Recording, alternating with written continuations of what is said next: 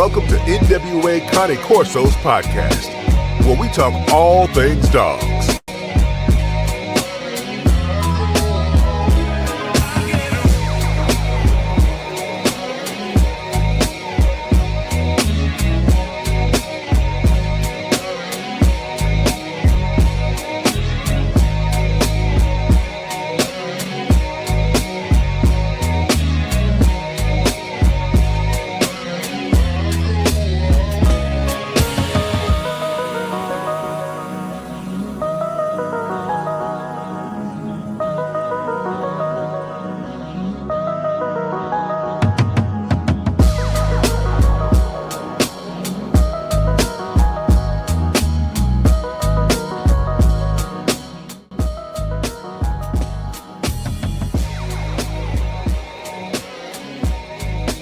Yes, sir. We're back for another show, NWA Connie Corso's podcast, where we talk all things out.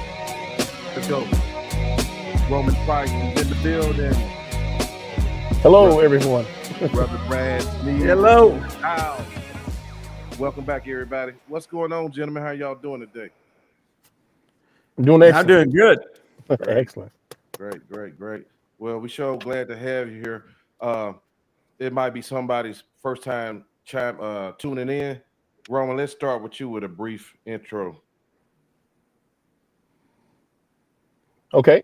My name is Roman A. Price from Fayetteville, North Carolina. My family and I, we own and operate Integrity Boerboel Kennels, breeding South African Boerboels. We consider ourselves as preservationist breeders, maintaining the original function and purpose of the dogs. And I'm very grateful to be here, brother. Thank you for having me. We're glad to have you. Brother Brad, what's up? What's up, man? What's up? Hey, that intro was awesome. I just watched. Hey, man, I appreciate it. If you want to be on there, I'm still working on the fine tuning it, but if you want to be on there, we can stick you on the front. Oh, no, that wasn't. I love what you're doing. But yeah, my name is Brad Sneed. Yeah. I am from Heber Springs, Arkansas, and I raise Dogo Argentinos, and we are trying our best to preserve the original breed standard of the dog and to really represent the total function of the dog. And our Circle S Kennels is the name of our kennel. We're dogobreeders.com. So thanks for having me. It's a pleasure and a blessing to be hanging out with you two today. Man, likewise, brother, likewise. Let me get my notes. I need notes for these gentlemen. Yeah, so one thing about you two, both of you guys run your dogs in pack, and y'all believe in the psychology of a pack mentality. Brad, what does that mean to you, just in a synopsis of the pack mentality? Well, I'll tell you, if you're raising a Bichon Frise or Yorkies or Pomeranians, there's a lot of stuff that may or may not apply to you. And sometimes people get hung up on the way we raise, my dogs or Roman's dogs, but we treat them like a dog, but more like horses too, because they're so big. They've got to have their minds right for you to handle them, because you don't want to be having any problems with a big male Boerboel or a big Cane Corso or a Dogo Argentino. So from very young, we put them in a true pack mentality with the older dogs, so they start learning that pecking order. And so right now, out there in my pasture, I have got older males, older females. I've got 7, 8, 9-month-old puppies, all the way down to 3-month-old puppies. And those 3-month-old puppies are learning a lot of very important lessons that I don't have to teach them. And those older dogs are teaching it to them, such as personal space. Older dog laying there, it'll take a certain amount of playing, but jumping in their face, they'll growl at them back, go, hey, don't be jumping in my face all the time. Don't be walking in front of my feet everywhere that I go. And it's things that we have to teach our puppies, but they start learning these things from the older dogs and gets them into that pack mentality, which helps them when we start training them. So it's not they train them than I train them. It's both, the dogs are training them, I'm training them, and it works together, and they learn how to gel together. Gotcha. Roman. I think Roman got a delay. Roman, what's the pack mentality? Okay, I agree. Mine. Can you hear me? Yeah. How about now? No? Yes. Yeah, he got a delay. Yeah, that's okay. Yeah. I think he just went out. He may have. How about now? Yes. You might need to go back out and go back in. It seems like you're struggling with your internet, Roman. Come out and go back in? Yeah, go ahead, go out and come back in, see if we can get that internet a little bit more connected. Okay. All right, he'll be back, guys. Yeah. So the puppy's learning from you. What part do you come in at as far as training your dog? Because you hunt wild boar and things like that, but does some of it does most of it count on you, or does most of it count on a dog? Do a dog usually follow suit? Is what you're saying?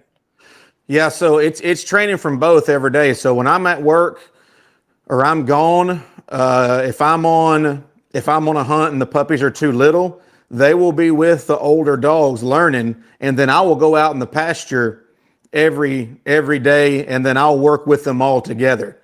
And those puppies realize there's a pack mentality. I've got a leader with the dogs, but then there's this supreme alpha, and he's untouchable. He's the pack leader, but he's outside the pack, and that's me. And nobody can ever challenge me. I don't care. The alpha of the alphas can't challenge me, and they learn together that way. Right. All right, Roman, let's see if we can get back to you, brother. I think Roman got some bad internet today. Yeah, he may have. Yeah. Roman, do you hear us?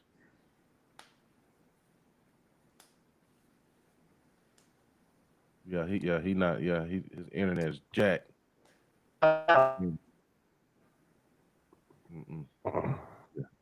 You in bad shape, buddy. You might have to move. I'm gonna text him. I'm sorry, guys. Hold up a minute.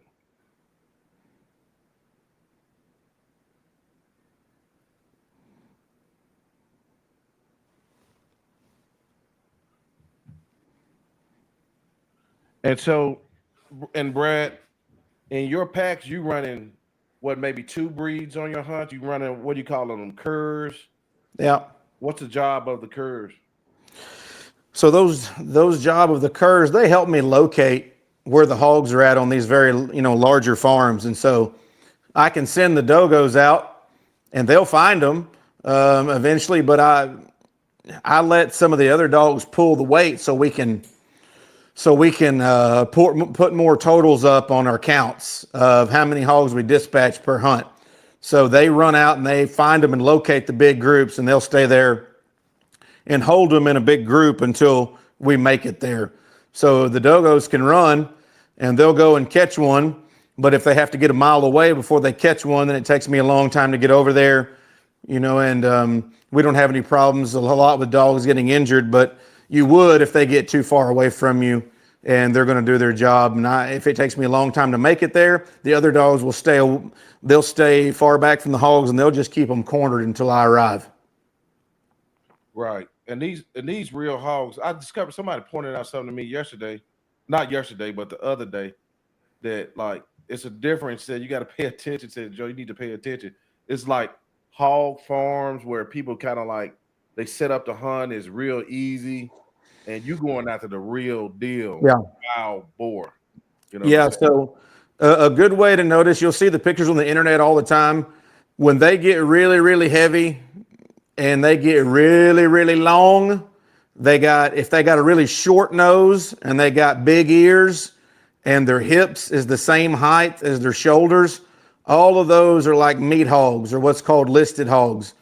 And they're not wild. They're super lazy. They can't run. those are tame hogs, and sometimes people turn them out and they go and hunt them and they say, look how big he is. But for those are easy peasy lemon squeezy. They can't run, they can't fight. But whenever you see one that's got a mohawk on his back about 4 inches tall, and he's got real high shoulders and a real short butt, and he's got a big long nose that comes out, those guys are dangerous. Yeah. That's what we are, razorbacks. That's right. He's a true razorback. Yeah. And I'm telling you, they're some of the most dangerous things on the planet, because like when you're hunting a bear can go, bears will go up in a tree and they'll tree them, no problem. Bears up in the tree every now and then, on the ground, whatever. Mountain lions the same way. He go up in a tree every now and then on the ground, but a hog is always on the ground. He's not going in no cave. He's not going up a tree. He's standing there, and he's 300 pounds of come get you some.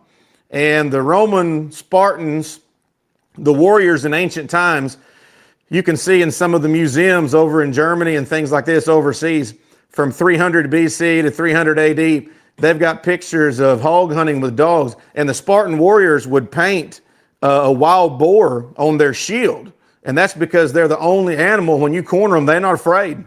They're ready to fight. And so we get charged a lot.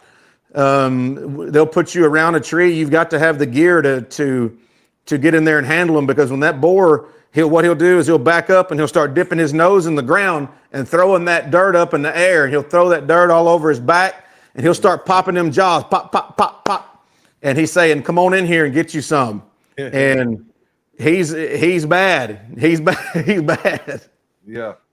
So I'm glad you make that difference in what's going on. Somebody pointed out, say, hey man, now it's some difference in some of these hunting videos that a lot of people seeing that people ain't noticed. You just thinking these dudes going out to some killer hogs, but they really not. Yeah. So you said something about mountain lions. And here in Arkansas, that's a big topic. Have you ever seen one here? Yep. You have? Yeah. They're here. I don't know why they like to deny them so much here. I don't know either. For a long time, it was in denial, but now as technology with stealth cams and video cameras and stuff like that, we've got undeniable proof that that they're in Arkansas. Plus, I've seen one in person, and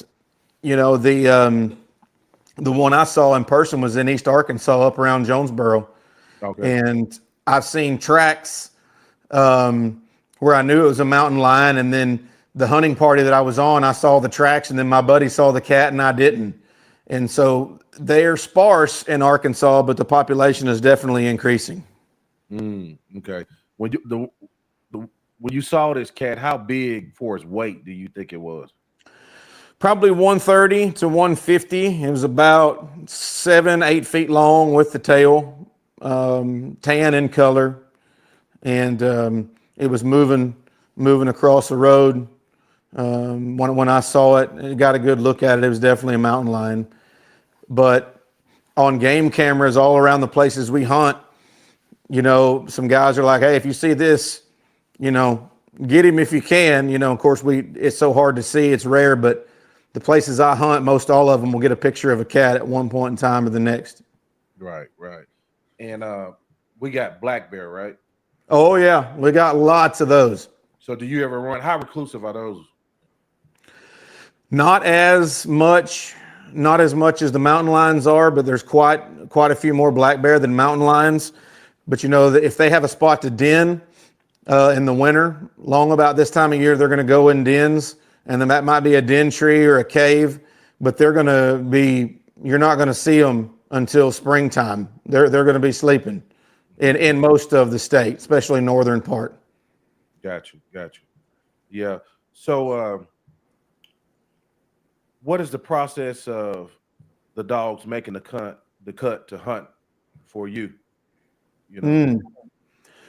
Well, it's really it's a very long process, but when they're born, I'm watching them. And then I begin to watch how each one of the puppies, when they're 4 weeks old, are using their noses. I watch how they use their tails. And then I start doing a bunch of personality tests on the puppies, and the breed itself, since I've bred them for, and done this for so long, I can start telling. But I have certain things, and I'll give you guys some tips, and you may do them. But personality testing, I'll take a very young puppy, and I'll put him in a room that's lit, and I will turn off all the lights in all the rooms around it. Very young, when they're very little. And I'll put them in the middle of that room, and I'll hide. And at 4 weeks old, some of them are going to whimper and wonder where mama is. It's natural. And I don't dock them for doing that. That's what they're supposed to do. But some of them, as early as 4 or 5 weeks old, will throw that tail over their back, and they'll start checking out every room. And they'll go through my office, and they'll go in those dark rooms, and they'll check out every corner. And so if they whimper or do anything like that, they don't get a negative grade. But the ones that will do what I'm asking, they get a positive. They get a positive check mark. And then I will go outside, and I've got a big long culvert, and it's dark inside that culvert, and it's a really tight barrel. It's about 20 feet long, and I'll put something in that barrel and see if they'll walk in there and see if they're claustrophobic. Most puppies really early of all breeds will not do stuff like that, and I'll have some that'll just throw that tail over the back and go right in there. So when they start doing a few of these personality tests, I can see if they're on the right track, and those are the ones there that I'm paying real close attention to. Good test. What other tests you got? Come on, Brad. Give me Yeah, I mean, I can give them all to you what I do, but yeah. So I start looking at that. I start watching the way they're interacting with their siblings around the feed bowl. And if I watch them every day, and I watch how dominant they are around their siblings. I watch, are they relaxed when they're supposed to be relaxed? There might be one puppy that never causes any problems, but when one of his mates jumps on him, he finishes immediately. And I take note of all those things. And so I begin making little check marks by their name of which ones are doing what. And so I had a breeding here a few months ago that the puppies were not for sale. They were just for me to replenish my stock at the kennel. And so once the puppies were born, amazingly enough, they were all girls. The whole litter was girls. There wasn't one boy in the litter. And so I began to watch those girls and how they started interacting with each other. And a couple of them rose to the top very quickly. And so I began to train them and work with them. And like I said, I put them out there with the older dogs. They just got back from the vet yesterday. I cut their ears, so we've got them taped up and posted right now. And I'll leave them taped for about 2 days, and then I'll cut the tape off and I'll let them rest.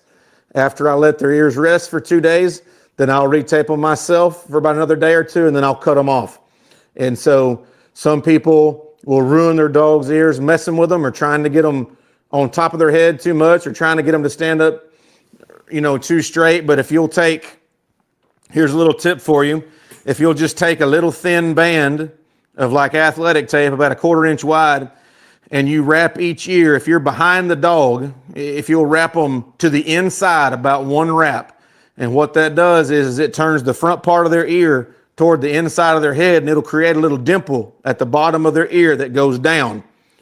Even if their ears are hanging at a 45-degree angle like that, as long as that dimple's there, that's all I'm looking for. When people start trying to get them up like this, they'll turn inside out. Then when you take their tape off, and the dog's ears will do that, and then they mess it up. But even if the dog's ears are hanging at a 45-degree angle like this, then I cut the tape off and I let those ears hang, and within about 10 days, they'll slowly just do exactly what you want them to do. So if the dog's ears are hanging down and they're tipped over, don't worry about that. Yeah. You can take that from me. I have years of trying to figure that out. Mm-hmm. And then, but if they're over their head too much, like this, and there's no dimples down here and you don't have them, then that's a problem. Right. Good tips. Yeah, a lot of people worry about those, especially in Corso, when they flap down. People are like, man, why you don't prop them up? I said, man, they're gonna raise. Just leave them alone. That's right. They're gonna raise up. Yeah. So the best thing to do on that is people often tape them or they put sponges in there. But the way they do it in Argentina, you know, if you tape up the whole ear, it's going to stay wet and it's going to take longer to heal. When those ears are cut, if you will just take one little piece of tape, a 1/4 inch wide, and wrap it twice around there and let them air, they will be money within just a few days. Yep. That's good tips, brother. Good tips. Where do I want to go next with this? You got anything else you want to say before? Because you the chat over here jumping crazy. Like, Okay, come on, guys. Yeah. okay, man. Hey, man, look here, man. You gonna have to get some new phone or something, brother. Yeah. Roman. All right. Well, hey, Roman. I had to come out the country and go to Walmart. Yeah, man. Dude, yeah. Hey, look at here. Brother Brad been dropping some hot facts. So let's see where we can put them in. Let me ask you this. Do y'all have a question for each other? I have a couple. Okay, let's do it. Yeah. And I know he's experienced with it. In the field, first of all, if the dog is injured by a hog, how to fix him, to the best you can to get him out of there, to save his life, because most things that the hog trying to kill the dog, you know, and obviously you don't want to lose your dog. Right. So I'm sure you've probably experienced that maybe a few times. Yeah. So how suturing him up or fixing whatever is gone wrong. Yeah, kid, don't you? Yeah. Okay. Well, I'll tell you, you know, back in the old days, you know, when all of us rode horses and stuff like that, my buddies actually would pull hairs out of the horsetail, twist them together and put it on a suture, and he would sew the dogs in the field. That's real cowboy stuff right there. But we don't do that anymore because we have so much better tools. So some of my best friends are doctors and surgeons. Okay. And when we go in, like if you were, some of us, God forbid, have like a motorcycle wreck and you go into the hospital and you're going to have surgery and the surgeon says, no, we're not going to do surgery. Everything's fine. Well, all of the tools set out in the emergency room have to be thrown away because they've been opened. Well, my buddies give me all that stuff. And so I have all the tools that work on people. Now you can buy these staple guns and all this stuff online from these people. But first off, I've got staple guns. I've got medicine. I've got everything I need to work on that dog in the field. So let's give an example here. There are many injuries that a dog can have happen to them. And the first thing that I want to tell our people when their dog is injured, first thing is don't panic. It's going to look really, really bad to you. And I have seen some bad stuff in my days. And the way the Lord, made mankind and especially the way that their bodies can heal, I have seen some incredible things. I mean, these dogs can go through some of the worst possible things and make it just fine. So I have learned when to intervene and when not to overdo it, because once you start stapling these dogs up, they need to take an oral antibiotic because you're locking that infection in. So let's say a dog gets a cut on his front leg and it's just a skin wound. I will look and see if it's got an artery or not. And then I will look and see what type is exposed. If it's not got a vein or a bleeder, I might just let that dog rest that day and take him home and let him lick that wound. He will keep it very, very clean. And as long as it's not over an inch or two long, I won't staple it. I'll just let that dog clean it. And in 10 days, he'll be fine. 2 weeks, it'll start to grow back together. In 3 weeks, there'll be a small scar there, but that is no antibiotic. I'm not messing with it. That dog will keep that clean. If it's a small cut and it's in a place to where he can lick it. If it's a small cut and it's in a place to where it can't lick it, and I don't want to, clean it out myself every day, I might put one of my old mama dogs in the same stall as that dog, and she'll clean it for him every day. And she'll come there, and Mr. Roman, she'll clean it better than me and you could ever clean it, because she's going to lick it and lick it and lick it and lick it and lick it. And that air getting on there is one of the most important things to it. So I can remember being a little boy and having a dog with a bad cut on his front leg. And I went in home and I got a bunch of Neosporin and I got some Ace bandage, and I did it just like I thought they'd do on a TV show. My daddy come out there and he said, "What are you doing?" I said, "I'm fixing to heal this dog." He said, "All you're doing is delaying it, son." He said, "All that medicine and keeping it wrapped up, the dog can't lick it and the air can't get to it. It's going to take it forever to heal." And people say all the time, they'll wrap a dog's leg up, and you're going to do a little good, but you'll delay that process a lot longer. If that air can hit it and that dog can lick it, it will heal.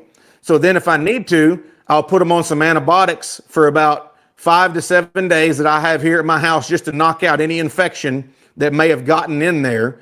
And if too much dirt or things got in there on the beginning, I keep alcohol and I keep iodine in my buggy that you see. And so I'll wash it out good with a solution and iodine. Now, let's say you get a cut that's like 5 inches long on that dog's shoulder. Now we got to do work. And so I will take that dog, and in the heat of the moment, it's a lot like a boxer in the ring. They'll be cutting his eyebrows and getting him ready, and he's got so much adrenaline, they're tough. They don't even feel it. Right. So these dogs, right after something like that happens and their adrenaline's going, I can work on that dog and he does not flinch, because he's still, really charged up. And so if that cut is 5 inches long, I will clean it out. And whenever you take a cut, you take that skin and pull it back together, and you will pooch it out, look like lips like this. You don't put it like this to staple it, because you'll get hair all in the incision. Okay. But you'll pooch it out where it's rolling like this, brother Roman, you see? Yeah. And then I grab it from the top and I put the staple right along the line like he's going to be a kiss. Okay. And if it's 5 or 6 inches long, I put a staple about every ½ inch and then leave a weep hole open at the bottom for it to drain. Okay. And if you'll carry you a little piece of rubber, like a little latex tubing, you can put that in there and staple that inside the womb, and that'll allow it to be like a little drip function. Okay. It'll look like a little drain. And after 7 days, you go in there and you just wiggle that little tube, and there's enough fluid in there, it'll pull right out. And then there's some little pinchers that grab a staple like this. Uh-huh. And you just grab that, and I just sit there and I have one of my guys talk to my dogs and say, "Oh, baby," and I kiss them in the face, and I'm good at it now. I can blip, blip, blip. I can pull them out and they never know, and it's over. Okay. Yeah, so do that. If you get up around the neck and the jaw, these are some of the worst ones. And if you have a bunch of bad bleeding going on, here's a tip. So if you ever suture a dog's face and there's a vein that's ruptured in there, what's going to happen is that dog's around that incision you just made, it's going to swell up. And what that is the blood coagulating. If it begins to get hard after an hour, that's a good thing, because the bleeding has stopped and that artery has been sealed off. Do not take that dog to the vet and let them open that back up, because that is hard. It is sealed off. And lots of times I've come back to my vet and I say, "Hey, I just want you to double check this, man. I know this is an important one." He goes, "No, you did a good job. We're not going to touch it."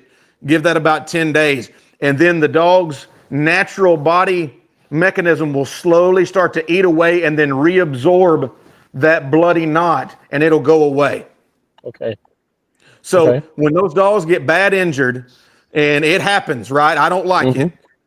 If you get them up around the throat, or you get them up around the face or the jaw, or even in the leg, and it's, the main leg that we put IVs and antibiotics in at the vet if that ever gets cut and you staple it shut and it swells up really large, don't panic, because that blood is get around it, it'll harden, and then you just give that dog some time and it'll be fine. And you know, a dog has a reserve blood supply in his spleen.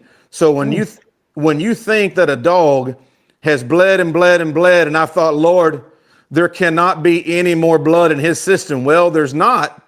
But when he gets down to the very last, his blood pressure will get low, and that blood will coagulate. His spleen will put enough blood back in his system, and he will recover if all these things are correct. The only thing they won't recover from is if the carotid artery gets cut. And if that ever gets cut, you can't hardly save their life if they were in the emergency room. And so this is the stuff that nobody talks about, and it's rare, but you need to know what to do if it comes up. And I've seen enough of it that these dogs, they're going to make a good question. Yeah, that was very good. Thank you. And yeah, and I mean, I've lost one, well, a couple like that I thought that maybe I could have saved if I knew, but you know, they died on the way to the vet. Yeah, and you know, we got to be ready to work on them in the field, and that takes a little bit of it takes a little bit of time and training. And like, I was fortunate enough, like I said, I had a lot of people teaching me that were my family. And then I've got some real close buddies that are good surgeons. And I've guided some of my buddies that are doctors and surgeons, and I've had something go wrong, and I've had him stand over the top of me with a glass of wine after a hunt saying, okay, now go here, now do this, now do that, and I'm like, why don't you just do it? And he's like, no, this is how you learn. Yeah. And I learned how to fix them. But a tourniquet is always good. The first thing I'll do is I'll do a tourniquet until I can get back to my Can-Am, which I keep all of my supplies. And if it's ever fatal enough and I see it, sometimes there's nothing, Brother Roman. So it comes with the territory, and people are, say, why do you put your dogs to that? Well, they love it. And hogs are a nuisance. That's their job. Nobody makes those boys play in the NFL, or they don't make them, go to the Marines, and they do this because they're bred to do it, and they're defending our country. Right. And us killing hogs is a part of what we do. And sometimes there's some tough that comes with it. Yeah, absolutely. Hey, 1 second. Hey guys, plenty of people in the chat are asking people to get the likes up. Let's get the likes up all the way. Everybody hit the like button. If you could just stop and share the video, your Instagram, your Facebook, do it right now, please. All right. Yeah, Brad, you said something that we talk about a lot on this channel is letting Mother Nature do its thing. If the wound, you said if the wounds, they were able to heal the wound on their own by licking it. I run another type dog called a Central Asian Shepherd, and in general, when they have no ear, they usually cut them off at in between 3 and 5 days, and dock the tail. Let me let Roman back in here. But as dog men, this is a dog channel. We should be able to talk freely. Traditionally, what happens is once they dock that tail and those ears, they don't get anything else. They get put right back in there with mama, and she takes care of the rest of it. That's really how it goes. Mm-hmm. I might do mine a little different. We might use a little that surgical glue will stop the bleeding, and just use the surgical glue to get it over with. Stay out of. We probably keep them away from mama an hour to glue hard. That's how we do it, but traditionally, they cut them off, stick them back in there with mama. Yeah. And she takes care of it. Yeah. Roman, you there, brother? I'm here. Okay, yes, sir. Yeah. All right. Roman, I want to ask you, I don't know if we got your philosophy on pack mentality. Okay. Boerboels, because Boerboels are pack dogs, they want to be in a pack. They operate in a pack. I look at it like this. According to the Bible, it says that iron sharpens iron, so is a man sharpen the countenance of his friend. So these dogs, they look after one another when they go at whatever they go after. Like I noticed that I've got some that will grab the ear, but that's the one he's controlling the head of the hog to keep him from cutting somebody else or getting cut himself. And then one will go behind the hog and bite into his hock. Well, that one behind is crushing the bone, so to break him down. So they just like pretty much trying to break down that animal, disabling, so they can finish the job.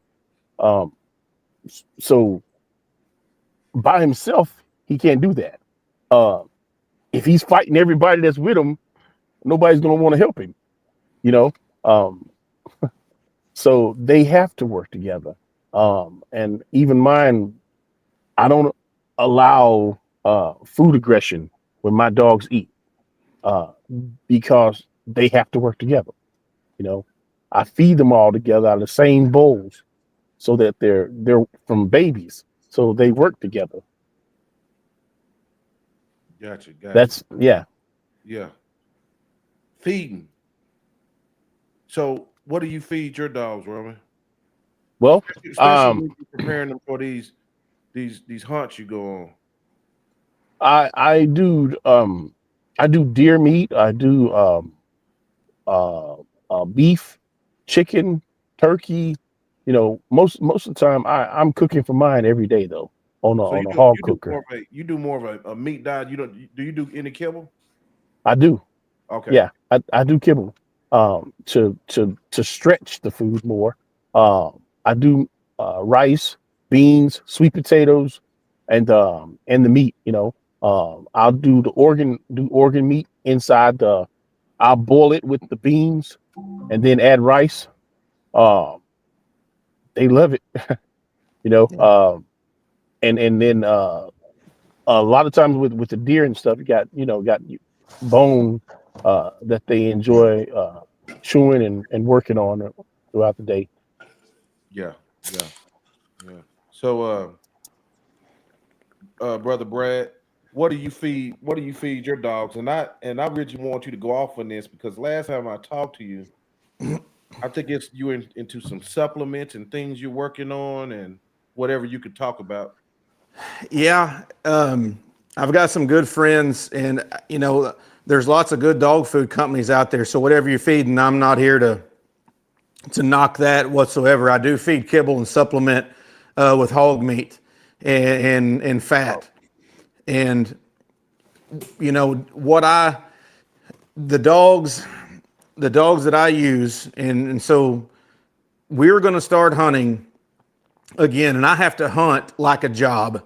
And so our dogs, I used to hunt because it was fun and we just kind of went every now and then, but we got to go so much now that their diet has really been increased over the years to that. And I compare it to the NFL. That's really what it is. I mean, let's face it, my diet and Tom Brady's diet or Ray Lewis's diet is not the same. I eat a little Twinkie every now and then, or a little Debbie, and you saw me drinking a Diet Coke, but those guys can't do that. Yeah. And so my dogs, what I'll do is I feed them a kibble.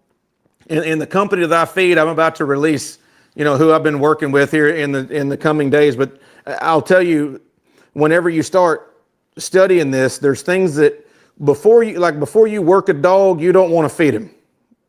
Because what happens is, if you're going to go hunting that morning, you don't need to feed a dog for two reasons. One, he'll probably just puke it up in about an hour or two. And you think, well, he's going to have energy for the hunt. Well, his energy doesn't come from that one meal an hour before. Actually, what will happen is all of his blood flow will go to his stomach to help digest that. And he's not near as productive. He's not as powerful. He's not as strong. So what you do is we will, want to give our dogs some chemicals. I say chemicals, it's nutrients and minerals in a water. And so what it does is it gives them those vitamins without putting a lot of heavy stuff on their stomach before they go work. I kind of think of it like a pre-workout for the guys before they go in the gym. They take pre-workout. And then also, as you guys know, for muscle building, it's very important within the first 30 minutes after you get done working out is going to depend upon your recovery for the next day, how well they perform the next day, because we have to hunt multiple days in a row. So we'll give our dogs some chews within 30 minutes of when they're done. That window is very narrow. And then at nighttime, we'll give them some what's called glycocharge, and it's for their joints, and it'll help replenish what they lost. If it's in the summertime and they have lost too much by the means of heat and hassling and slobbering too much, we will give them electrolytes in their water. It's like a doggy Gatorade, and they really, really need that. If you are hunting tournaments and you need your dog absolutely to go, go, go, and my buddies now are using pulsating electromagnetic therapy.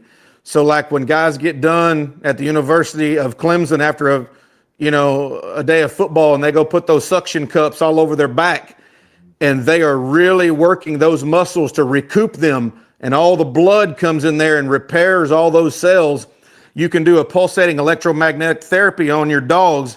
And so I can do that on one or two dogs, and the next day somebody else's dogs is wore smooth out, but all of the extra nutrients that mine are taking in with this therapy, they'll be jumping on the fish ready to go again. Wow. And it's wow. and this is not steroids, it's not cocaine.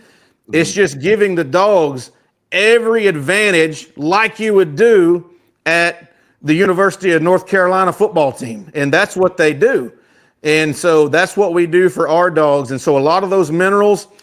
And so I just talked with the company the other day, some real good scientists and nutritionists there. And like I said, I'll release who I'm going to use very soon, maybe the next one, because we're still working on getting that money right, or getting that, you know what I mean? Yeah. But it's very good feed kibble that I use. And so then I'll supplement it with hog meat and that bacon, that meat that comes off the end of the rib cage there, that good fat. I'll put that on there. And since I got dogos, anytime you can feed your dog bacon grease, do it. Put that bacon grease on there. I put an extra little bit of wild Alaskan caught salmon oil on all of my feed. It'll really raise their omega-3s and 6s up to help your dog shine. The dogs love it. And you can't use that farm-raised salmon because they don't eat the same diet as they would up in the North Atlantic. But those wild-caught Alaskan salmon are absolutely loaded with omega-3s and 6s. It's good for their heart, and it'll make their skin shiny. Okay. Yeah. See, Awesome. Brad, we talking about working dog, but Brad is talking about a working dog. You know what I mean? Yes, sir. Yes, Totally sir. different. You know what I'm saying? Yes, sir. Yeah. So I like that the science of their recovery and stuff is being introduced, because I mean when you got let's talk about the physical conditioning of these dogs. Being that they got to run, they got to chase and use all their senses and stuff. Is this something that you do constantly, where you don't have to just like specifically work them out, or what is the process on you keeping the dogs in shape, guys? Go ahead, Roman. Well, for me, it's just been just their daily activity on the farm, running around with play, because they'll run and play all day. Yeah. When we're not busy on a task. My dogs, they run loose the whole time that I'm there working.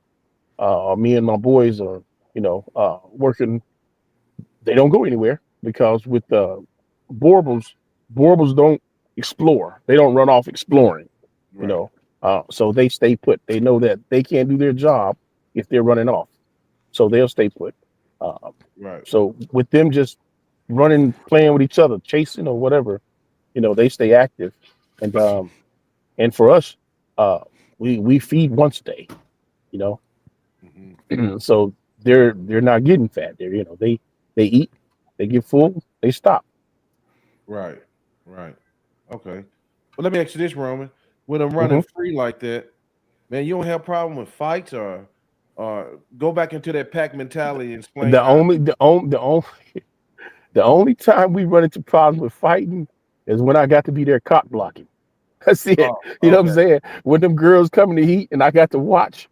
Yeah. Other than that, like you wouldn't even know he got a problem until you hear they got into it, because he'll walk around and they act cool, like nothing's wrong.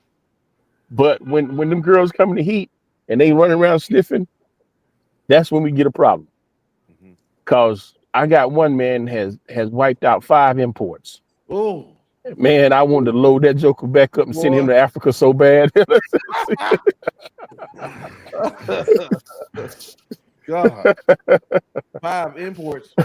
So let me ask you this before we go to Brad on this, because I saw Brad cooking on another channel, Social Bulldog. Hey guys, don't be scared to shout out other channels.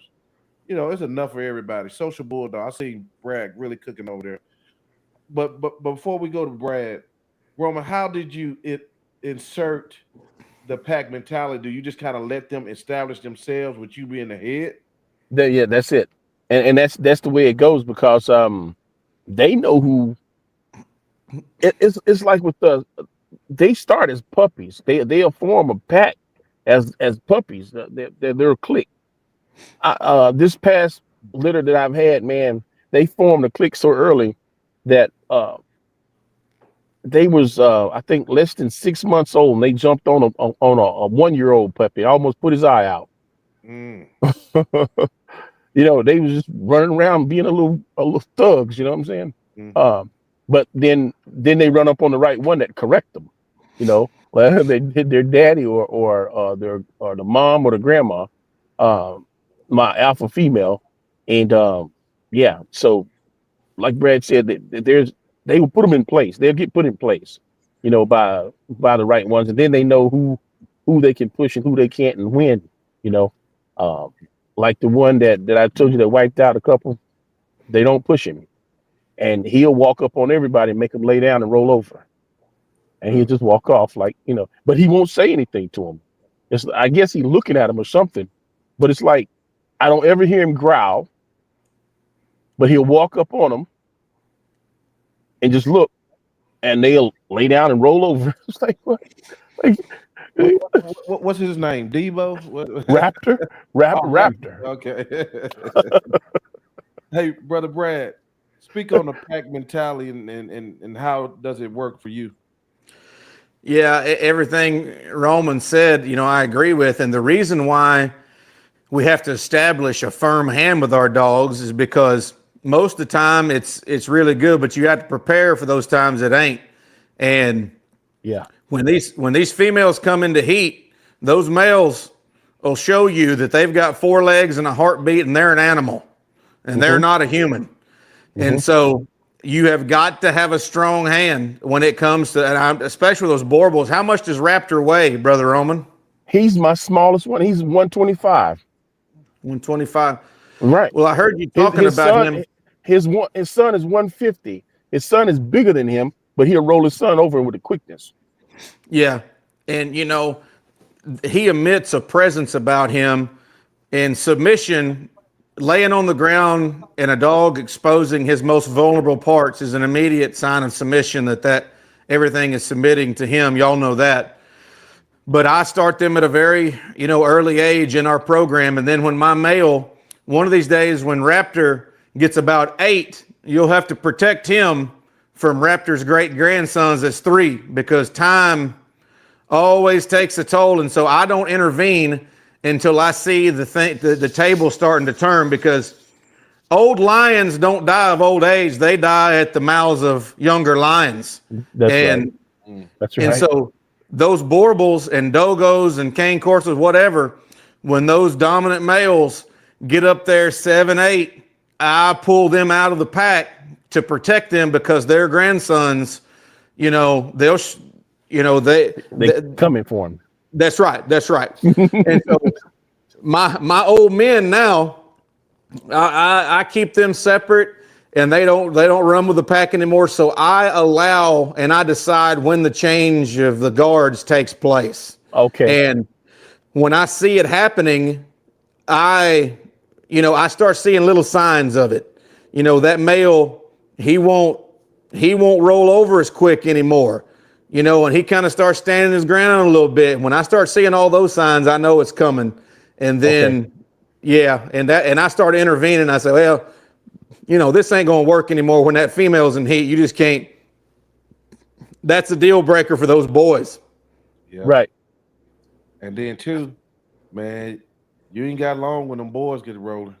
Oh You God, yeah. You ain't got long, boy. I know. A little over a minute. Man, I Yep. seen this clown one day. He climbed the side of the livestock trailer and was holding on to the girl inside. And he on the side of the livestock trailer, standing on the wheels, trying to get some. I'm like, dude, really? Yeah. It's crazy. Hey, Brad, let me ask you this. How many generations are you in now for your dogs? Sound like you got the grandparents out there on the property and everything, and sons. Oh yeah, I've got grandparents on the property, and I've got generations gone by that I've buried, out here, and there's a lot of them. And so, on the paperworks of some of my dogs, it's going back about as far as you can see, on the pedigree, that I've had. And so some people call me and they say, everybody's heard about the Dogo Argentino. His name's Morocho, that killed the puma. Wow. I don't know if y'all have heard about him. He was on Animal Planet, and the original family got interviewed on Animal Planet and all this. And they want to know about Morocho, and I said, yeah, we've got a lot of dogs that have done that, but Morocho is the one that got the attention because he was the one on TV. And we got dogs that go back to him and even further, and that was back in the 90s and early 2000s when he was alive. And so I've got blood that goes back to, with my dogos, not the ones that I've raised, but all the way back to the first ones. But as far as me, I've got, I've been breeding those dogs since about 2013. So, about 11 years worth of going back through there. Yeah. Wow. Yeah, and then also let's talk about this. You writing or have wrote in some new Dogo book, right? Would you explain that for the audience? Yeah. So the Facebook post is going to be coming out. Ulysses told me on Friday. So for those of y'all that don't know, the original family that created the Dogo Argentino, his name was Dr. Antonio Norres Martinez. And that was in Argentina in the early 1900s. And his grandson, Ulysses de Andre Norres, is a really good friend of mine. And the grandson runs the original kennel. And so he was, I was in Argentina this year and we were hunting, and he said, hey, Brad, I want you to write a chapter. And I have got a crazy story about what happened on one of our hunts with our dogs that's in that book. And I've started a little podcast of my own. It's not what you're doing. I just tell hunting stories, and I've recorded 4 of them on my YouTube channel. And I tell some of the craziest things that's happened. And so I tell something real crazy in that chapter, but I met him in Dallas about 3 weeks ago at a big conference, and we shared a meal together, and we recorded the announcement of this book. And so the Facebook post is going to be me and the grandson of the creator of the breed, and we're standing in a hotel, and we got all these pictures coming out there, and it's called El Dogo Argentino por su creador. That means for the creator, and which was his grandpa. It's dedicated to his grandpa, but there's going to be stuff that he talks about in there, like the stuff we're talking about today. Nobody talks about this stuff, and that book is going to be filled with all kinds of awesome dog knowledge of like who you can breed to what, like how to create a breed and bloodlines. And I mean, it's just a wealth of information. And so I have the video ready to release in English and Spanish because my company made the video for La Cocha, but I'm not going to release it because I made it for him. And I said, Ulysses, come on, dog. I've been sitting on this 2 weeks. Put it out. It's killing me. And so he said, so Friday, the announcement is going to come out of the book is going to be released in 2025. And then I will fly to Argentina, and it'll be at a big event. and then we'll release it and have the book release, and then we'll have it also in the United States as well. Okay, Awesome. cool. Look forward to that. Yeah, So- but these dudes, I'm telling you, it's amazing. And I'll say this, and you can ask a question, but when I first met these guys, they are old, rough cowboys from South America, riding horses, killing hogs, talking about how to take care of dogs, like Brother Roman just asked me. And it's amazing. We started sharing secrets and what his grandpa taught him and what my grandpa taught me. It's amazing how many things were similar, very similar. And it's like what I was telling you, how we, we do the character testing on the puppies, when that's what I was rambling on about when Brother Roman was gone there, when he was having the service trouble. Mm-hmm. How many other things were the same? And we were raised halfway around the world from together. So that book is going to come out, and it's going to have all kinds of stuff like that in it. Oh yeah. Roman, you was out, and he explained the one way he tested the character was putting a dog in a room. The room would be lit, and all the other rooms would be dark. And he would. Can you kind of explain again what you were saying, Brad? Yeah. So I want to know which dogs. The first thing I want to know their fear level, and how brave they are, and how much arrogance they have, and how much confidence they have. And I'll take the puppies before they're old enough to know what to do, like 4 weeks old, and I'll put the whole litter in a lit room with dark rooms all around. And as my grandpa said, you can pay for it. You can sell information like this, but I want to know. Most of the litter will start to whimper and cry and where's mama? There's a little bitty ones, and then there'll be one, maybe two, maybe three. They'll throw that tail up over their back and they'll start walking around. And they'll go in those dark rooms and check it all out, and they're locking that place down. The other ones that whimper, they don't get a negative review from me. It's just the ones that do this other, they get a positive.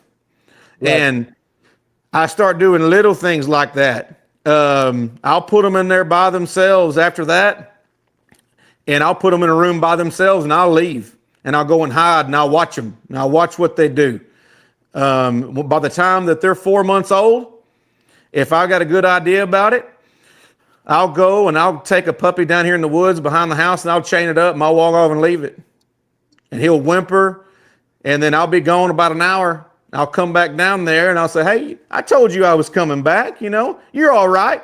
I'll pet him, and then I'll walk off and leave him again. And then I'll put him on the other side of the property, and I'll walk off and leave him. Some people say, no, Brad, you're being mean to them. I say, no. This dog is about to get in some sure enough dangerous things. Mm-hmm. And he has got to know that A, he's going to be okay by himself, and B, I'm coming back for him. And then all of a sudden, that puppy starts getting real quiet. I just take him off down there, chain him to a tree. He'll pee on the next tree. He just lay down and take a nap. And he starts understanding, that's why he has to also live outside a lot of the time in the worst temperatures. Yeah. I can't ask him to perform in these rough temperatures if he sleeps in the bed with me every night. Now, I'm not saying he can't do it from time to time, but if he's going to work in that environment, it's like a boot camp.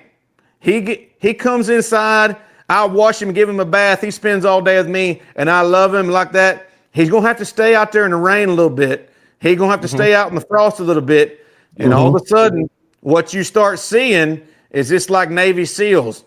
They got the best houses in the world. I got all of the best accommodations that the Lord has blessed me with. And all of a sudden, I look out there, it's 25 degrees here a few nights ago. And I got dogs 6, 7, 8 months old, and they're out there in the yard at different corners. They're sitting there just looking out across that yard all night long. That's right. That's right, Brad. Yeah. And they're sleeping out there in the corner of that yard watching. And their men, and that starts telling me their mentality is right, because temperature ain't a thing to no dog. Right. And once they get used to it, then I got my dog that's 8 years old out there, the one that, I've done all kinds of stuff with. I brought him inside here about 2 months ago. I bathed him up. He stayed 2 nights in my house. He sat at that front door. He stared outside all night long. And I said, baby, won't you come over here and lay down? You've earned it. You've earned it. Come over here and lay down by the fire. You know, eat some of mama's chicken and dumplings. I'll take you back. You sit out there and look over like this. But they have to, I don't remember what we're talking about, but the mentality of a puppy, that's how I start bringing them along and doing different things to prepare them for that job. Yeah. Ooh, that was major information because sometimes we a little bit too softy on our dogs, you know, and they can take a lot more than what we think. Like those alibi I got. They don't want to come in my house. Get me out of this hot place.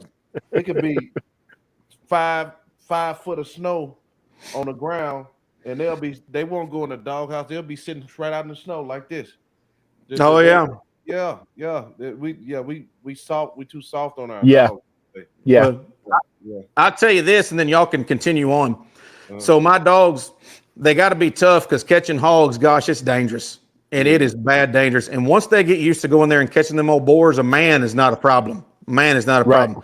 So one night, these old crackheads, I got a bunch of old crackheads that live down the road past me, and one of them run out of gas in front of my house. And and he was scared out of his mind. And so I walk outside, and my front pasture is full of dogos. I mean, and at this point in time, I think I had 2 out there that night.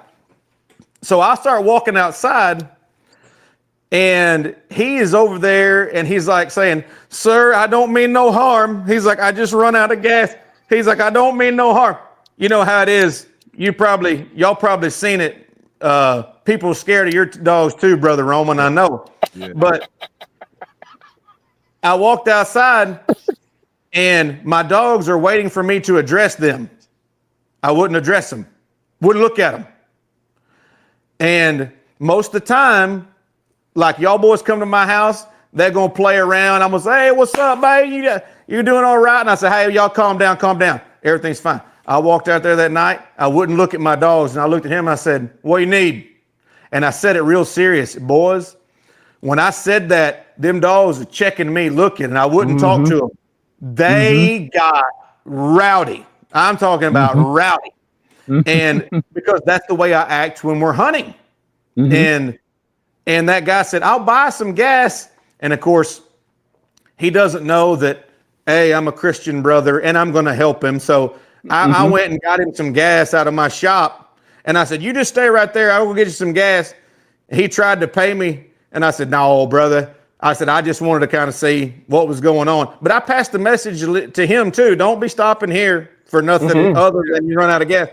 Right. He said, I'll promise you, if I can get away from this driveway, I'll never be back here again. He said, please tell your dogs to calm down. And anyway, but all that training leads up to moments like that. So when I am not over there calming them down and I'm talking to that guy very seriously, they had the wire on that fence. Man, they were pulling that fence, and they get hard. Yeah. Mine be on the truck with me. They'll had a truck shaking when the homeless people come asking for change. Man, you see them guys shaking like booty meat. They so I'm done. In my head, man. Like booty meat. I ain't never heard of that where I live. Well, hey, it must be jelly because jam don't shake like that. Yeah. I tell you what, Brad, you told a secret about country living. We got crackheads in the country too now. and meth heads, yeah. They're all over, where I live, and so I mean it's anyway. Yeah. So if guys in the chat, first of all, let's get the likes up. It's people in the chat talking about booty meat. hey, get the likes up. And I'm just country. Let's get some questions in. Brad, did you have a question for Roman? I did. So man, I love your dogs, and first time I saw Thank you. you, I knew you was the real deal, and you were genuine, and you were honest, and I really like the fact that you was working with your dogs to make sure that when they go home, they're going to fit with those people because you care. That's And right.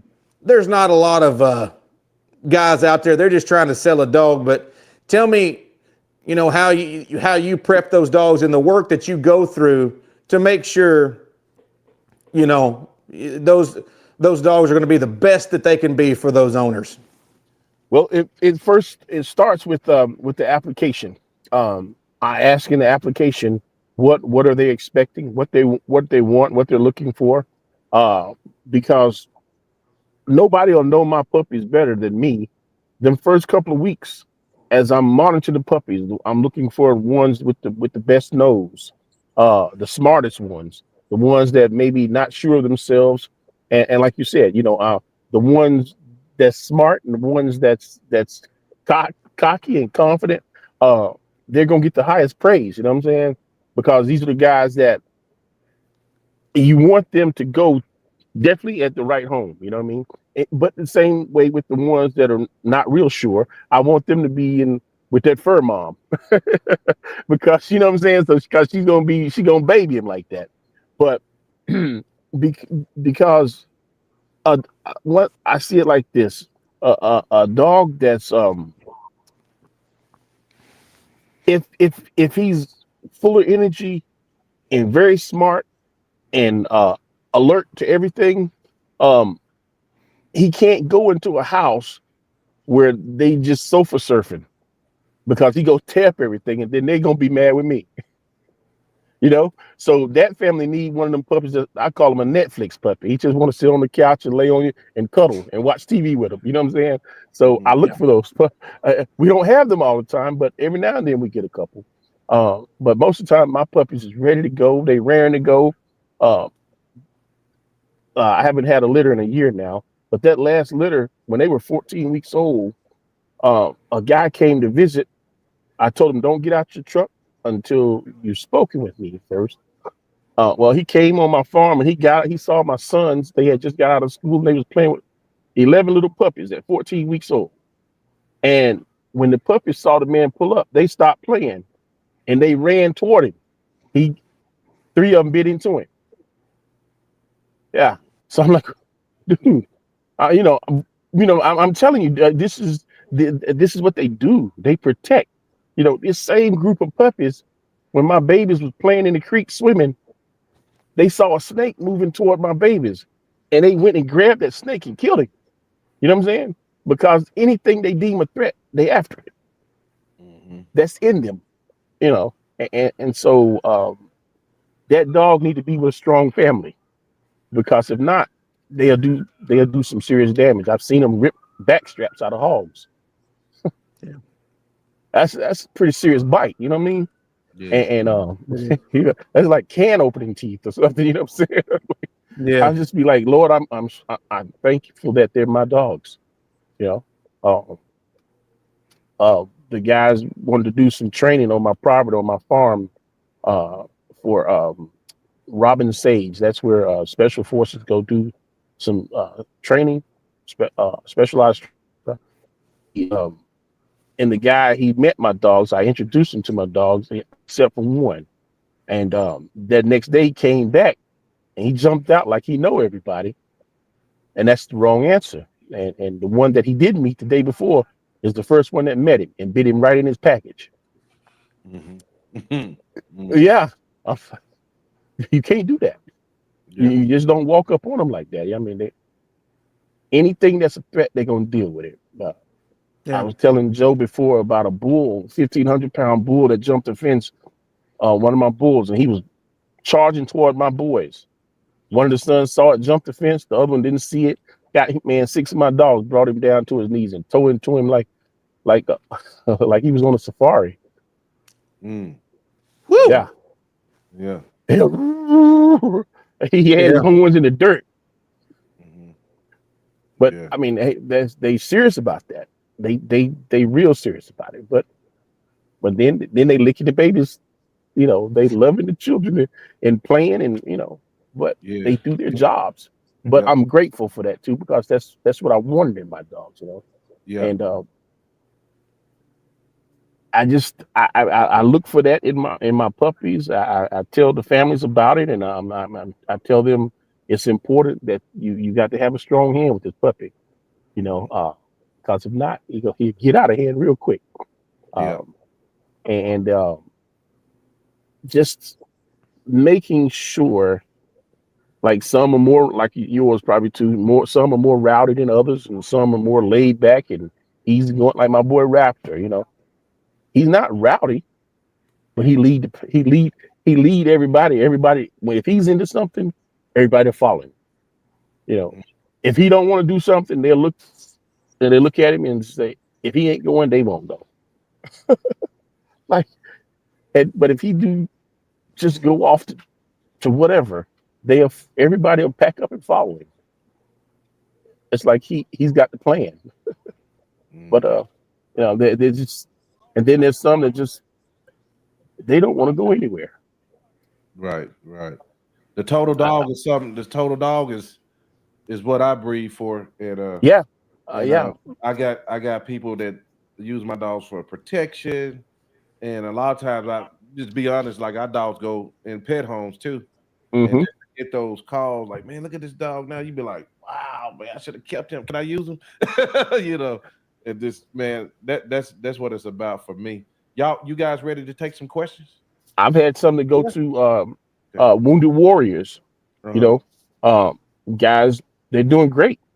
They're service dogs. Right. Some working on horse farms, cattle ranches, and some just loving the babies. That's what it's about. All right, guys, we're gonna take some questions, and I know these young men got stuff to do. So here's the first one: how does a Dogo compare to American Bulldog for hunting, Mr. Brad? So the American Bulldog, lots of guys use them. They're very strong. They've got a good bite. A lot of guys use them. They're a lot cheaper of an alternative to, say, my Dogos. And, the thing with these Bulldogs breeds is some of these were bred, to catch something, such as a bull, and, to jump on a bull's nose. A Dogo is bred as a hunting dog. And so it is bred to where I can put it on a track. It will run down that hog, find it, and subdue their game. And so a lot of guys will use bay dogs and American Bulldogs. Hey, nothing wrong with that. There's a lot of good Americans out there. They're beautiful. They're very strong. But they're made for something different.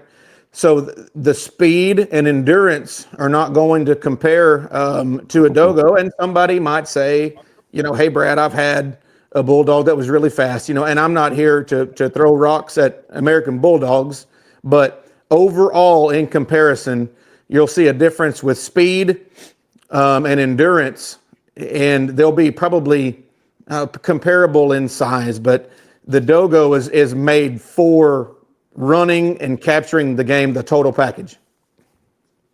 Gotcha. Hey, what's up, Real? The truth. If a pup swallows something, better to induce vomit or pooping? I guess it depends on what it is, right?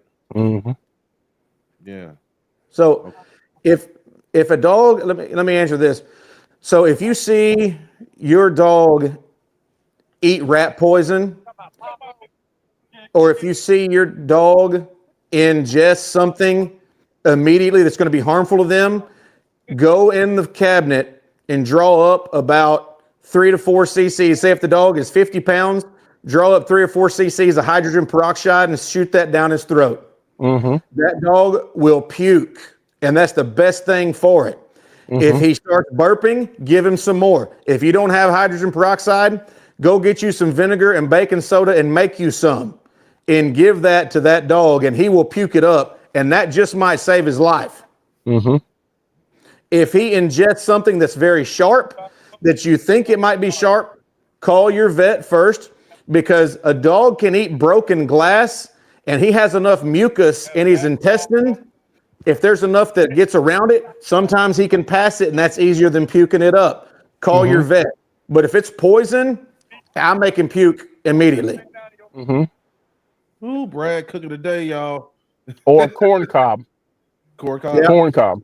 Yeah, Yep. my boy Raptor, when I got him as a puppy, he stole a whole corn cob and tried to swallow it. He swallowed it, and it cost me $2,000.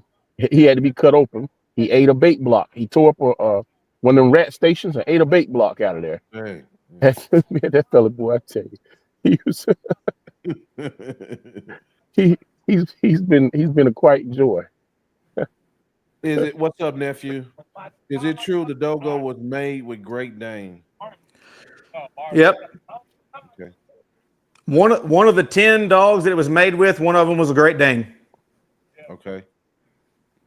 What's Mr. Brad thoughts on the Catahoula?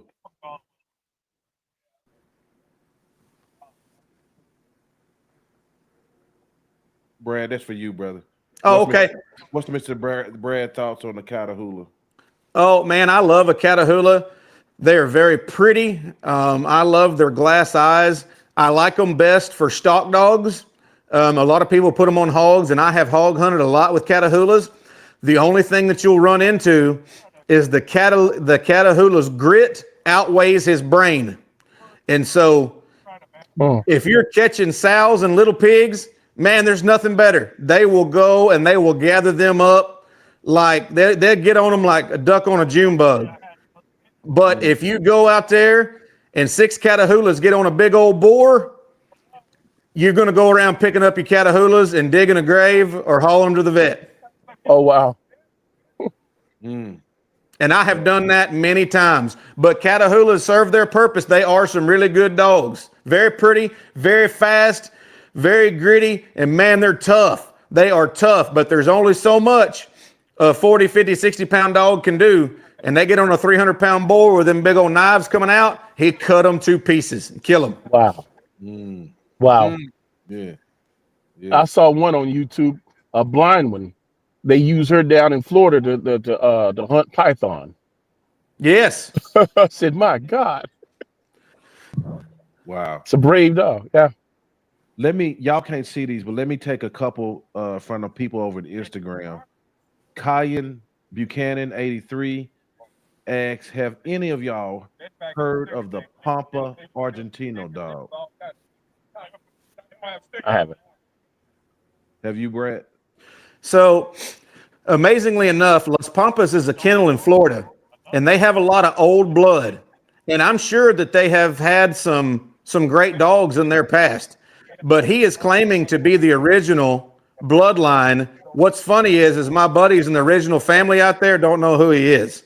And man, I hate to say that. And I'm sure he's a good fella, and he probably got some original bloodlines. But when you're on the internet and you're claiming something and you can't, I want to be able to pull up those original family members and see their phone number in that phone. And my buddies in Argentina, they're like, man, it's crazy. I don't know who that dude is. And so, you got to be careful what you get into. And I don't know the whole scoop on all that. That's only what I know. Not saying nothing bad about the brother and his dogs. I don't know. But I do know that much. Yeah. And that's something that on this channel too, guys, we trying to pull more so that authentic guys on the ground. A lot of times you can see guys like TikTok, YouTube, Instagram, and it's not always the people that's significant in the breed. You know what I mean? A lot of it is a lot of fluff, if you ask me. So that's one thing I want to make sure I do is try to bring people that's real and really doing a thing out in the real world. You know what I mean? Here's another question from Mr. Moore Instagram, the people are viewing on Instagram. Best advice for someone wanting to start a kennel? Go ahead, Roman. I would say definitely, first of all, you want to know what dog you want. Have a reason why. you want to start a kennel, um, a purpose, because every breeder should have in mind of how to better the breed, what the work, because it's going to take, it's going to be like your life's work. Um, and whatever you're putting out there is going to represent you. It's going to speak for you. Uh, Regardless of what you say, actions always speak louder than words. So, like people that's just breeding for money, you know, you'll see it uh, in what they do and what they're doing. Um, People that really truly love the breed, you'll see it. Um, and there's some people that truly love their breeds, but maybe they don't have the right mentors or the right people to talk to help move them along for one reason or another, because there's a lot of trust issues within breeding. So you first want to get a mentor, no doubt about it. Someone that you can trust, um, and someone that's going to tell you truth, no matter how ugly it may seem. Uh, it ain't free. It costs a lot. So you have to, you know, uh, make money in order to do what needs to be done, or else you can't care for it. Right. Yeah. Uh, Yeah. And then I want to add in on piggyback on that. You got to practice discipline, because look, when you start to get into these dogs, some of them ain't gonna make it. Some of them ain't gonna cut it.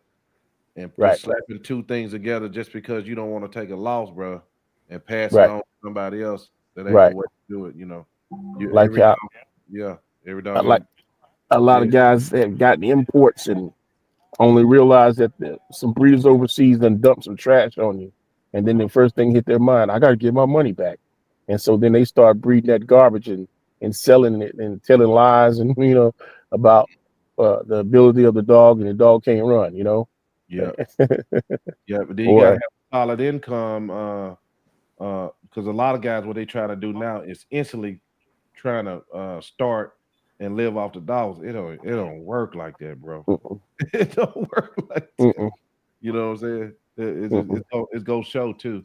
Uh, this is for you, Brad. Has he ever thought about using the Dogo for man work? Yeah, and a lot of the police officers, they really like the Belgian Malinois, and their attention span to find drugs and bite work and things like this.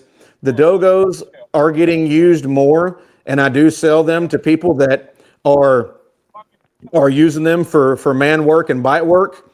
They're not as good as some people say. He don't want to find drugs. Well, he wants to find a bear. He wants to find a hog or something like that.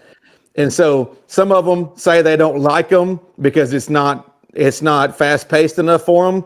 But they've done really good with bite work because they get to bite, and that's part of the hunting. And so all of the dogs that I have gotten in bite work all across the country and around the world, the people love them, say they do really good because they get to use their jaws.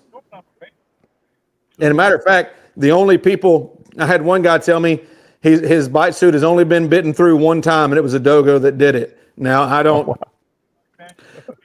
know if that was true, or how many, if he'd worked 10 dogs or 10 million, I don't know. But it's true that the Dogo's bite is very strong. Right, right. Catch dog concept. Joe said he was gonna bless us with bangers 2 days in a row. Yeah, we're gonna do that. I told y'all. I told y'all. Uh, Somebody said I just bought a Dogo about a month ago. Best dog ever. I swear. What's this one? I wonder how many people listen and don't look at the chat. A bunch of people look at the chat. I know people that go back to see what people were saying in the chat. Love the show, guys. All right. Well, I think that's gonna be it for today. Doug has been putting both gentlemen's information in the chat, but I want to start with Brad. How does everybody reach you? What's down? What you got in the pipeline, and where do you want? All that good stuff. Well, I am most available on Facebook. Go to Circle S Kennels on Facebook. I read all of the comments on there. The negative ones I don't respond to. I let my people do it, and my people usually eat them up. Our followers are up to about 41,000 now, and I've only been doing it a few months, but it's growing every day. And so I interact with a lot of people on Facebook. You can catch some of our longer hunting movies that we're making, and we're going to make another one this coming Sunday afternoon and Monday morning. That's on YouTube. Or our website is dogobreeders.com. And so if you send us an email through dogobreeders.com, because of the volume on our website, you're going to get an automated response to you. And that, because we have a lot of people asking the same questions and over, so you get an automated response. If you want to talk to me directly, my number is on that website, and some people just call me up, and that's the people that want to buy a dog. And so if I don't respond to something, or I just give you a thumbs up, just know I'm reading all that stuff, and I really appreciate all of the comments. And Roman, great to meet you, brother. And Joe, thanks for having me. It's been a blast. Oh, yes, sir. Before we go to Roman, I'm seeing a lot of questions about this Dogo or Argentino's origin. Do you have any info or video over there on your site about this type history, Brad? Yeah, if you go to my website, we have got some resources on there and some articles. And you know, I have got a guy that his name is Brother Jerry. This dude is a computer wizard, and he helps me put a lot of that stuff on my website, and he has helped me put all kinds of articles on there. You can read about the Dogo. You can read. He's got 10 or 12 articles, the origin and all the dogs that it came from. That is on my website. And then the little things like, what do you do when your dog swallows poison? On YouTube, I've got a couple of tips on there like that. And I'm just in the process of making more. So if you go to YouTube, I got all kinds of tips on there. And I've got 1,000 more that I'm going to put on there. Just hadn't had time yet. We're just getting started. So you can find information between Facebook and YouTube and my website. Right. Okay. I see some more questions coming in. But look, so y'all heard all that. Somebody's asking, do you take people hunting with you? I'm going to go see Brad probably next year. I'm going to go visit him and probably do a kennel tour when I get my camera game. And I know he told me he got a camera. We'll do a kennel tour over there and see what's going on. Brother Roman, where can they find you, sir? Most of everything I do is on Facebook as well. I haven't learned all those different other platforms yet. I've got IG, Instagram, Facebook. Our website is www.integrityboerboelkennels.com. If you want to reach me, you can DM me. Integrity Boerboel Kennels. Also, email me integrityboerboels1@gmail.com. And again, I read all my posts, read all the comments and everything as well. And I respond. Again, sometimes I even respond to the negative ones because it depends on what it is, but because some people out of ignorance don't know, so I try to share. But if it's a person that's not trying to learn, then obviously I'll avoid that because I don't have time for that nonsense. For me, I don't curse people out, or I don't use profanity because I serve my Lord and Savior, Jesus Christ. And I live. Integrity isn't just my brand; it's what I live by. It's what I raise my children by. How I lead my family by. That's how we do business. If people that want to be lied to, I'm not the guy for you. I'm gonna tell you straight up. And if you can't deal with that, then you're not the person for me. I'd rather deal with people who are gonna be straight up with me. Life is too short for anything else, That's right. A person, this last note, a person that will lie to you is a person that will steal from you. A person who will steal from you is a person who will harm you, possibly even kill you to get away with whatever they stole. Yeah. That's my philosophy. Yes, sir. Yes, sir. It all All right. starts with a lie. Yep. It will. Yep. And you have survived some big ones. Yes, sir. We ain't gonna get into that, but Yes, they know sir. who they are. And boy, it even bring me some fake news. Boy, you'll take. You'll definitely Yeah. take. Yeah. But anyway, guys, thank you for coming, and we'll see y'all tomorrow night. Formula One K9. We're gonna do some band dog talk. Thank you, gentlemen, so much. Thank you, brother. Guys, have a blessing. God bless. Bye. You too. Okay, bye.